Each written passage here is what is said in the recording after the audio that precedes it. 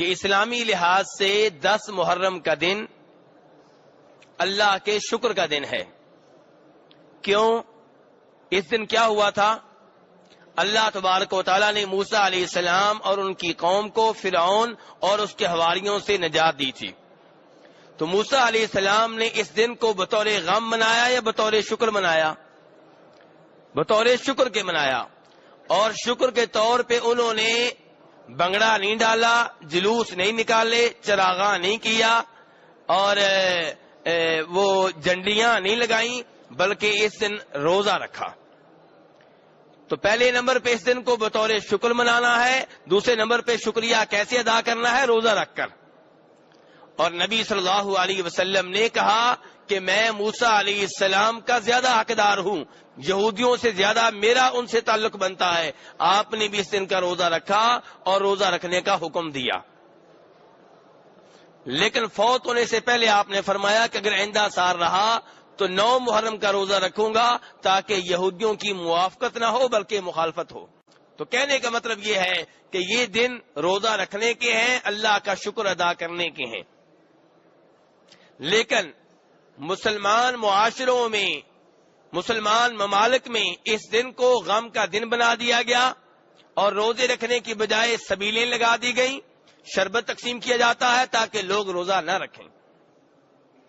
حسین رضی اللہ عنہ کے نانا یہ دن ہمیں بطور روزہ کے دن دے کر گئے اور اس روزے کے اتنے فضائل بیان کیے کہ فرمایا جو اس دن کا روزہ رکھے گا مجھے امید ہے کہ اللہ تبارک و تعالیٰ اس کے 1 سال کے گناہ معاف فرما دیں گے. یہ دین ہے جناب حسین کا اور جناب حسین کے نانا کا. لیکن جو جناب حسین کا نام استعمال کرتے ہیں، ان سے محبت کا دعویٰ تو کرتے ہیں لیکن ان کی سیرت پہ نہیں چلتے.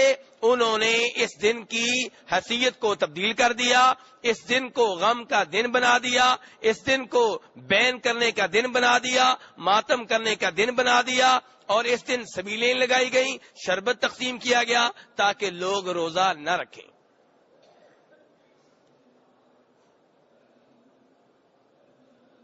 میرے بھائی، یہ عظیم دن جس دن روزہ رکھنا ہوتا ہے اور روزے دار سے شریعت کا تقاضا کیا ہے، مطالبہ کیا ہے کہ یہ تمہارے روزہ رکھنے کا دن ہے، کیا کرو؟ بڑے وقار کے ساتھ یہ دن گزارو. فَإِذَا كَانَ يَوْمُ صَوْمِ أَحَدِكُمْ فَلَا يَرْفُثْ وَلَا يَصْخَبْ، کہ جب روزے کا دن ہو شور شرابہ نہیں کرنا، شور شرابہ نہیں کرنا، کسی سے لڑائی جھگڑا نہیں کرنا اور جھوٹ وغیرہ نہیں بولنا. بلکہ اگر تم سے کوئی لڑے تو آگے سے کہہ دینا انی صائم، میں تو روزے کی حالت میں ہوں. لیکن افسوس کے ساتھ کہنا پڑ رہا ہے کہ سال کے 360 دنوں میں سے جتنے زیادہ جھوٹ اس دن بولے جاتے ہیں کسی اور دن نہیں بولے جاتے. جھوٹی روایات گھڑی گئیں، بیان کی جاتی ہیں، لوگوں کو رونے پہ مجبور کیا جاتا ہے، جھوٹ بول بول کر، جھوٹے قصے گڑ گڑ کر اور ظلم و ستم کی وہ داستانیں بیان کر کے جو نہیں ہوئی، جن کا اس زمین کے اوپر کوئی ذکر نہیں ملتا، لیکن ان لوگوں نے وہ گڑھ لی اور بیان کی جاتی ہیں. اور یہاں میں ان حضرات سے جو اپنے آپ کو سنی کہتے ہیں، صحابہ کرام کو ماننے والے ہیں، خلفائے راشدین کو ماننے والے ہیں، ان سے کہتا ہوں کہ جھوٹی روایات سے آپ بھی توبہ طیب ہو جائیں تاکہ آپ ان کو بھی جھوٹی روایات سے روک سکیں. اگر آپ وسیلے کے نام پہ اور دیگر آپ سسن کی قبر کے نام پہ جھوٹی روایات کو بیان کرتے رہے، اپنی کتابوں میں ذکر کرتے رہے، ممبر و محراب پہ ذکر کرتے رہے، آپ 10 بیان کریں گے، 50 بیان کریں گے، آپ ان کو پھر 5000 جھوٹی روایات سے نہیں روک سکتے. وہ کہیں گے جس وجہ سے تم ایک جھوٹی روایت بیان کرتے ہو اسی وجہ سے ہم 5000 بیان کرتے ہیں. جب تمہاری ایک روایت مانی جا سکتی ہے تو ہماری کیوں نہیں مانی جا سکتی؟ جب تم نبی صلی اللہ علیہ وسلم کی قبر کی زیارت کے نام پہ جھوٹی روایات کو بیان کرتے ہو، گڑھتے ہو، ممبر و محراب پہ ذکر کرتے ہو اور سمجھتے ہو کہ اس میں نبی صلی اللہ علیہ وسلم کی شان ہے، آپ کی قبر کی شان ہے، تو ہم جناب حسین کے نام پہ، جناب علی کے نام پہ، آل بیت کے نام پہ جھوٹی روایات کیوں نہیں بیان کر سکتے؟ میرے بھائی اصول ایک ہی رہے گا، نہ ہم جھوٹی روایات بیان کریں نہ ان کو بیان کرنے دیں، کیونکہ فرمایا تھا نبی صلی اللہ علیہ وسلم نے، من کذب علی متعمدا فلیتبوأ مقعدہ من النار، جو میرے ذمے جان بوجھ کے وہ بات لگائے جو میں نے نہیں کہی، اس کا ٹھکانہ جہنم ہے۔ اس لیے جھوٹی روایات سے دور رہیں۔ تو میرے بھائی مسئلہ یہ ہے کہ فرمایا تھا نبی صلی اللہ علیہ وسلم نے کہ لیس منا من لطم الخدود وشق الجیوب ودعا بدعوى الجاہلیہ، وہ ہم میں سے نہیں ہے۔ اللہ کے رسول کیا کہہ رہے ہیں؟ وہ ہم میں سے لوگ اہل بیت کی طرف اپنی نسبت کرتے ہیں اور کام وہ کرتے ہیں جن سے اللہ کے رسول صلی اللہ علیہ وسلم بری ہیں، لا تعلق ہیں۔ اللہ کے رسول کہہ رہے ہیں وہ ہم میں سے نہیں ہے۔ کون؟ من لطم الخدود، جو اپنے رخسار پیٹے، وشق الجیوب، اپنے گریبان کو چاک کرے، ودعوا بدعوى الجاہلیہ، اور جاہلیت کے بول بولے۔ بخاری مسلم کی روایات میں سے ہے میرے بھائی یہ حدیث۔ اللہ کے رسول کہہ رہے ہیں وہ ہم میں سے نہیں ہے۔ اور جناب ابو موسیٰ اشعری رضی اللہ عنہ کے بیٹے بیان کرتے ہیں، یہ روایت بھی بخاری یا مسلم کی ہے، کہتے ہیں کہ میرے والد ابو موسیٰ اشعری جو کہ صحابی ہیں، بے ہوش ہو گئے اور ان کا سر ہمارے خاندان کی کسی عورت کی گود میں تھا۔ جب بے ہوش ہوئے عورتوں نے سمجھا کہ شاید روح قبض کر لی گئی ہے، انہوں نے رونا شروع کر دیا، بین کرنا شروع کر دیا۔ ابو موسیٰ اشعری رضی اللہ عنہ کو جب ہوش آیا تو فرمایا جو بین کرے، جو اس طرح کی حرکتیں کرے، میں اس سے لا تعلق ہوں، اس سے بری ہوں، کیونکہ فرمایا تھا میرے نبی صلی اللہ علیہ وسلم نے کہ میں بری ہوں، انا بریء من السالقہ والحالقہ والشاقہ، فرمایا تھا رسول اکرم صلی اللہ علیہ وسلم نے کہ میں لا تعلق ہوں اس عورت سے، میرا اس عورت سے کوئی تعلق نہیں ہے جو مصیبت کے وقت آوازیں بلند کرے، والشاقہ، جو مصیبت کے وقت اپنے کپڑے پھاڑ ڈالے، والحالقہ، جو مصیبت کے وقت اپنے بال مونڈ ڈالے، میرا اس سے کوئی تعلق نہیں ہے۔ اور تیسری حدیث میں فرماتے ہیں نبی صلی اللہ علیہ وسلم کہ بین کرنے والی، نوحہ کرنے والی عورت اگر موت سے پہلے توبہ نہ کرے تو قیامت کے روز اس حال میں اٹھایا جائے گا کہ اس کے اوپر خارش کا کرتا ہوگا جس سے اسے خارش ہو رہی ہوگی۔ ہم دنیا کی خارش برداشت نہیں کر سکتے، اور یہ کرتا ہوگا، عذاب کی شکل میں ہوگا۔ عذاب کیا؟ خارش کی شکل میں۔ تو میرے بھائی دین اسلام بین کرنے سے، نوحہ کرنے سے روکتا ہے، رخسار پیٹنے سے روکتا ہے، مصیبت کے وقت آوازیں بلند کرنے سے روکتا ہے، مصیبت کے وقت اپنے گریبان پھاڑنے سے روکتا ہے، رخسار پیٹنے سے روکتا ہے۔ مصیبت آئے تو کیا کریں؟ مصیبت آئے تو کیا کریں؟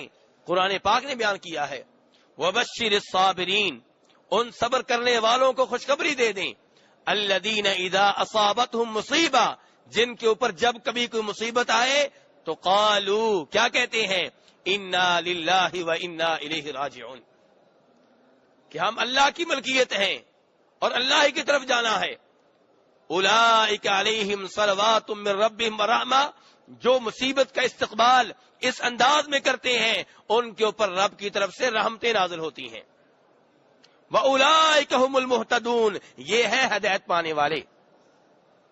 یہ قرآن میں ہے میرے بھائی، کوئی یہ نہیں کہہ سکتا جھوٹی روایت ہے۔ جو مصیبت کا استقبال اس انداز میں کرتے ہیں ان کے اوپر رب کی رحمتیں نازل ہوتی ہیں، اور اللہ کہہ رہے ہیں یہ ہے ہدایت کے اوپر۔ ماتم کرنے والے ہدایت کے اوپر نہیں ہیں۔ کئی لوگ کہتے ہیں ہمیں سمجھ نہیں آتی کس کو مانیں، ماتم کرنے والوں کو مانیں، ان کے ساتھ ملیں یا ان کے ساتھ ملیں؟ اللہ بتا رہا ہے کہ ان کے ساتھ ملنا ہے، کہ جو مصیبت کا استقبال باوقار انداز میں کرتے ہیں، انا للہ و انا الیہ راجعون پڑھتے ہیں، فرمایا ان کے اوپر رب کی رحمتیں نازل ہوتی ہیں، یہ ہے ہدایت کے اوپر۔ اور میرے بھائی، جب نبی صلی اللہ علیہ وسلم کے صاحبزادے جناب ابراہیم فوت ہوئے، نبی صلی اللہ علیہ وسلم نے انہیں اپنی گود میں اٹھایا ہوا تھا، آنکھوں سے آنسو رواں دواں تھے۔ کہنے والوں نے کہا اللہ کے رسول آپ بھی رو رہے ہیں، آپ کی آنکھوں سے آنسو نکل رہے ہیں؟ تو فرمایا تھا نبی صلی اللہ علیہ وسلم نے کہ یہ رب کی رحمت ہے، یہ رب کی رحمت ہے جو رب نے ہمارے دلوں میں رکھی ہوئی ہے۔ بیٹا فوت ہو رہا ہے اس لیے آپ رو رہے تھے، لیکن منہ سے آوازیں نہیں نکالی، گریبان نہیں پھاڑا، رخسار نہیں پیٹا، یہ نہیں کہا کہ یا اللہ پہلے بھی بیٹے تو نے لے لیے، یہ تو آخری بیٹا تھا وہ بھی لے رہا ہے، میری تو نسل نہیں رہے گی، میرا وارث کون بنے گا، لوگ مجھے کیا کہیں گے، لوگ تانے دیں گے، لوگ تو پہلے ہی باتیں کرتے ہیں۔ ایسی کوئی بات نہیں کہی، بلکہ یہ کہا ابراہیم تیری جدائی کا غم ہے، ابراہیم تیری جدائی کا غم ہے، لیکن میرے منہ سے کوئی ایسا کلمہ نہیں نکلے گا جس سے رب ناراض ہو جائے۔ بخاری مسلم کی روایات ہیں میرے بھائی، اللہ کے رسول کہہ رہے ابراہیم تیری جدائی کا غم ہے، لیکن اللہ کی قسم میرے منہ سے کوئی ایسا لفظ نہیں نکلے گا، کوئی ایسا کلمہ نہیں نکلے گا جس سے رب ناراض ہو جائے۔ آنکھوں سے آنسو نکلنا اور چیز ہے، منہ سے وویلا کرنا، بین کرنا، گریبان پھاڑنا، رخسار پیٹنا، بال نوچنا، یہ اور چیز ہے۔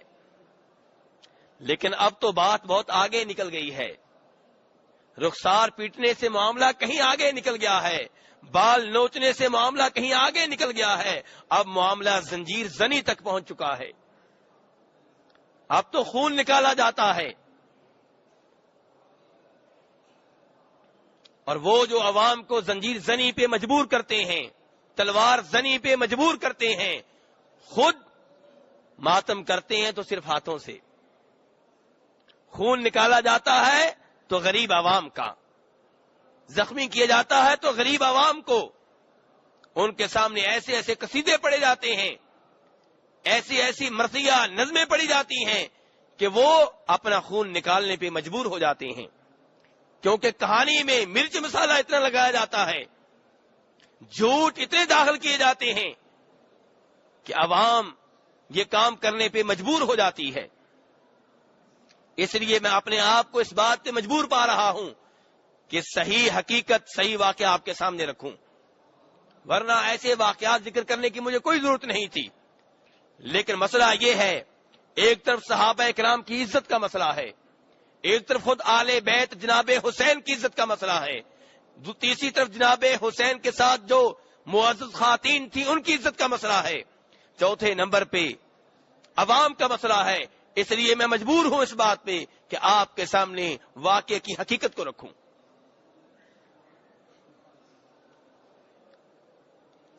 میرے بھائی، جب جناب عثمان رضی اللہ عنہ شہید ہوئے تو جناب علی رضی اللہ عنہ کو اقتدار سنبھالنے پہ مجبور کر دیا گیا، وہ اقتدار کے خواہش مند نہیں تھے۔ جناب علی رضی اللہ عنہ ہمارے چوتھے خلیفہ، جن سے ایمان، جن سے محبت ایمان کی نشانی ہے، اور ہم الحمدللہ دل کی گہرائیوں سے ان سے محبت کرتے ہیں۔ اللہ تبارک و تعالیٰ سے دعا ہے کہ جب ہمیں موت آئے تو ہمارے دل میں آل بیت کی، جناب علی کی، جناب حسین کی، جناب حسن کی، جناب فاطمہ کی محبت ہو رضی اللہ تعالی عنہم۔ تو کہنے کا مطلب یہ ہے کہ جناب حسین اقتدار کے خواہش مند نہیں تھے، جناب معذرت کے ساتھ جناب علی اقتدار کے خواہش مند نہیں تھے۔ جناب علی کا تعلق جناب عثمان سے مثالی تھا، جناب فاروق سے مثالی تھا، جناب صدیق سے مثالی تھا۔ جب جناب عمر فاروق فوت ہوئے ہیں، مسلم شریف کی روایت ہے، بیان کرنے والے جناب عبداللہ ابن عباس ہیں جن کا خود تعلق آل بیت سے ہے۔ یہ ان کو آل بیت میں سے نہیں مانتے، لیکن ہم مانتے ہیں۔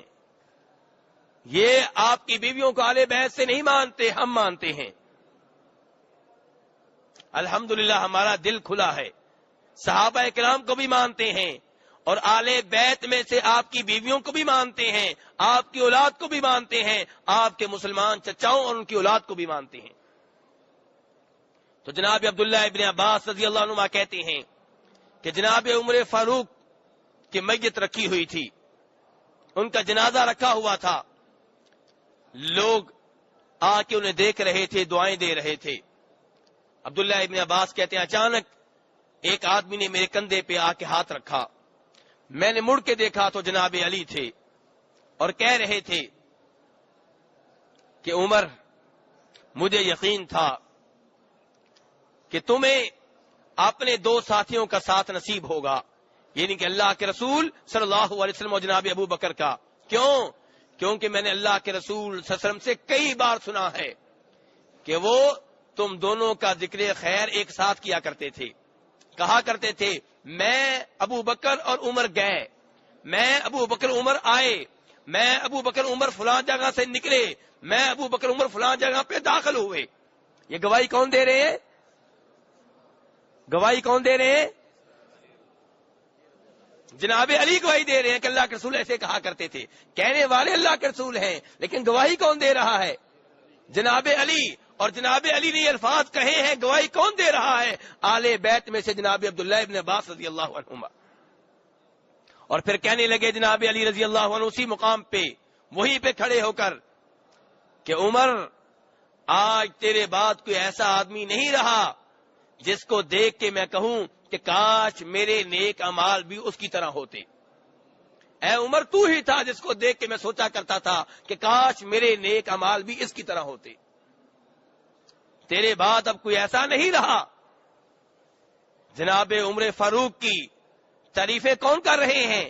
جناب علی رضی اللہ عنہ۔ تو جناب علی کا یہ تعلق ہے جناب صدیق سے، جناب فاروق سے، جناب عثمان سے۔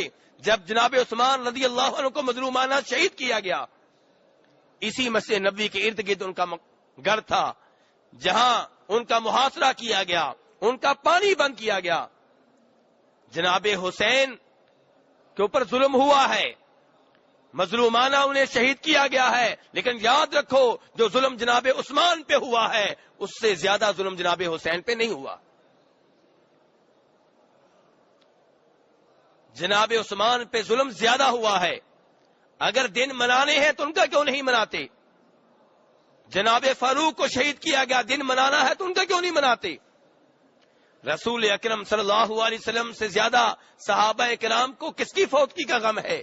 اگر دن منانا ہے تو آپ کا کیوں نہیں مناتے؟ وہاں تو جس دن آپ فوت ہوئے ہیں اس دن کو بطور تہوار مناتے ہو، بطور جشن کے مناتے ہو، بطور یوم ولادت کے مناتے ہو۔ لیکن بہرحال ہم بدعت کا مقابلہ بدعت سے نہیں کریں گے۔ ہم ان لوگوں میں سے نہیں ہیں جو کہتے ہیں چونکہ 10 محرم کو چھٹی ہوتی ہے جناب حسین کی وجہ سے تو اس دن بھی چھٹی کرو جس دن جناب عثمان شہید ہوئے تھے، جناب فاروق شہید ہوئے تھے۔ نہیں، ہم بدعت کا مقابلہ بدعت سے نہیں کریں گے۔ ہم تو یہ کہیں گے نہ اس بدعت کو ایجاد کرو، نہ اس بدعت کو باقی رہنے دو۔ تو بہرحال جناب عثمان کا جب محاصرہ کیا گیا، ان کا پانی بند کیا گیا، تو جناب عثمان کا دفاع کرنے والوں میں جو صحابہ کرام آئے ان میں جناب علی کے 2 بیٹے حسن و حسین بھی تھے رضی اللہ تعالی عنہما۔ وہ الگ بات ہے کہ جناب عثمان نے پسند نہیں کیا کہ ان کی وجہ سے خون خرابہ ہو، ان کی وجہ سے فتنہ و فساد ہو، ان کی وجہ سے لڑائی ہو، انہوں نے ان کو واپس بھیج دیا۔ لیکن کہنے کا مطلب یہ ہے کہ تعلق اتنا اچھا ہے کہ جناب علی رضی اللہ عنہ کے دونوں بیٹے حسن و حسین رضی اللہ عنہما جناب عثمان کا دفاع کرنے کے لیے تشریف لائے۔